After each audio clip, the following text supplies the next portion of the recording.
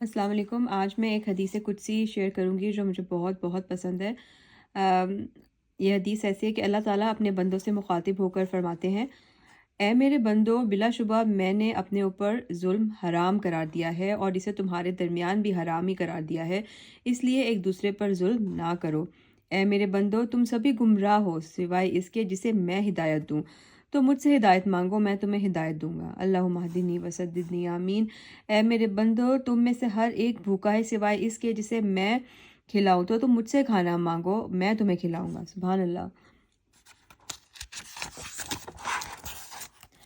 آگے ہے: اے میرے بندو، تم میں سے ہر ایک عریاں ہے سوائے اسے جسے میں پہناؤں، تو تم مجھ سے پہناوا مانگو، میں تمہیں پہناؤں گا۔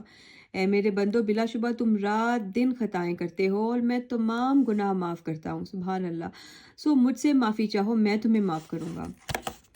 اے میرے بندو، تم میرے نقصان کو ہرگز نہیں پہنچ سکتے اور مجھے نقصان پہنچاؤ، اور تم میرے فائدے کو ہرگز نہیں پہنچ سکتے کہ تم مجھے فائدہ دو۔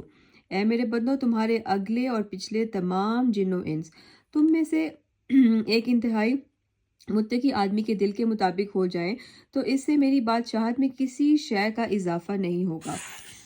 اے میرے بندو، تمہارے اگلے اور پچھلے تمام جن و انس تم میں سے ایک انتہائی فاجر آدمی وہ جو حد سے گزرا ہوتا ہے کہ دل کے مطابق ہو جائیں تو اس سے میری بادشاہت میں کسی شے کی کمی نہیں ہوگی۔ اے میرے بندو، تمہارے اگلے اور پچھلے تمام جن و انس اگر ایک میدان میں کھڑے ہو جائیں اور مجھ سے مانگیں، پھر میں ہر انسان کو اس کی حاجت ادا کروں تو اس کی ضرورت پوری کر دوں، تو یہ امر میرے پاس موجود خزانوں میں اتنی بھی کمی نہیں کرے گا جتنی کمی سوئی کرتی ہے جسے سمندر میں ڈالا جائے۔ اور اے میرے بندو، یہ تمہارے ہی تو اعمال ہیں جنہیں میں تمہارے لیے شمار کرتا ہوں، پھر میں تمہیں ان کا پورا بدلہ دے دیتا ہوں۔ تو جو شخص بھلائی پائے وہ اللہ کا شکر ادا کرے، اور جو اس کے سوا کچھ پائے تو وہ خود کو ہی ملامت کرے۔ اللہ اکبر۔